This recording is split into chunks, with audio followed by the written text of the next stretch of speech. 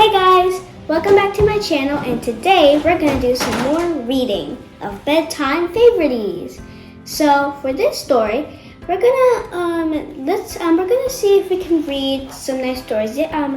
Last time we read the story of Pinocchio, and we learned a lot about him, that of a real boy. Today, maybe we should read this one. It says Frozen, a Royal Sleepover.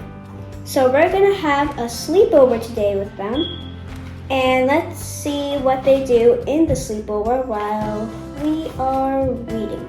So here's the page. Let's start. Psst, Elsa, Anna nudged her sleeping sister. Come on, wake up. Elsa shifted. Groggy. Go back to bed, Anna. It's the middle of the night, she said. I can't sleep. Anna flopped down on Elsa's bed. Then Elsa smiled slyly to herself. She knew how to get Elsa out of bed.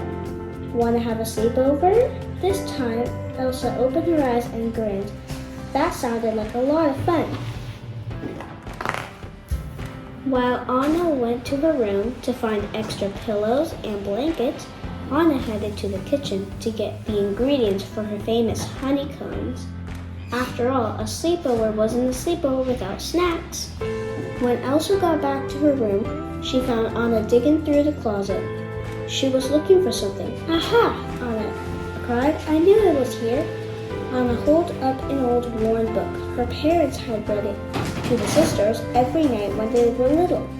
Let's see, we've got books, games, and this face cream Open gave me. It looks kind of goopy. Elsa laughed. Let's save that for later. Elsa looked around. It had been a long time since she had a sleepover. So what should we do first, she asked. Anna was ready. Anna was ready. How about we build a fort, like when we were kids, she suggested. Anna stacked pillows and blankets around the room, making lookouts and hidden caves. Meanwhile, Elsa created icy tunnels and snowy turrets. This is fun, Elsa said, putting the finishing touches on the icy archway. I think we should add a smack. Elsa felt something soft and feathery hit her pillow. She turned to see a fallen pillow and a giggling Anna. Oh no, you don't, Elsa yelled, launching a snowball at her sister. Anna ducked, squealing in delight. Olaf came to the castle to see what the sisters were up to. Elsa explained that they were having a sleepover and invited Olaf to join them. A sleepover? Olaf asked, excited. Oh, I've always wanted to have one of those. He paused. What's a sleepover? We'll show you, Anna said. Come on, I bet you'll be great at pick up sticks. Anna was right. Olaf was a natural at the fun game. Anna was great at work of art. She guessed the drawing and sculpture every time.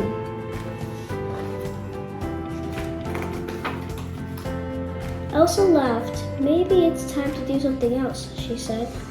How about a scary story? Anna went first, using her spookiest, most dramatic voice. She even held a candle up to her face, casting eerie shadows on the wall behind her. According to legend, the hairy hooligan only comes out at night like these, looking for its next victim, she said. How do you know where the hairy hooligan is around? Olaf asked. He lets out a low moan, Anna answered. Ooh! A sad one echoed through the room. Wow, that's really scary, Olaf said, impressed. Anna blinked. That wasn't me. Ooh! The cry sounded like it was coming from outside the castle. A sudden noise made them all jump. Elsa, Anna, and Olaf ran to the window. A shadowy figure was walking toward them. Stay here, Elsa said, running down the hall. But Anna and Olaf followed. They couldn't let Elsa face the hairy hooligan alone. Elsa opened the castle door, and the friends peered into the darkness. Olaf held Anna's hand, bracing himself for the hairy hooligan's pointed teeth and sharp claws. But it wasn't a monster after all. It was Sven. Sven, Elsa called out. What's the matter? Anna took one look at the reindeer and guessed what was going on.